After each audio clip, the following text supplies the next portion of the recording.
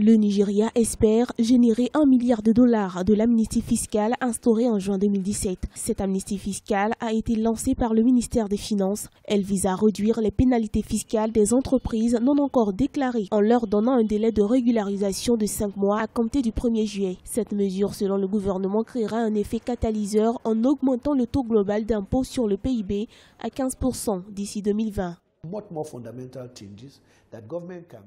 Cette mesure n'est pas mauvaise en soi, mais ce que le gouvernement doit surtout faire, c'est de réduire les dépenses publiques. Dans l'immédiat, cela portera des fruits concrets. Nous devons connaître le coût de la gouvernance avant même de commencer à parler de dette. Les taxes sur impôts représentent 6% du produit intérieur brut du Nigeria. Pour des analystes, l'amnistie fiscale est assez restrictive sur le long terme et risque de réduire le dynamisme de l'économie, car 80% de la main-d'œuvre provient du secteur informel.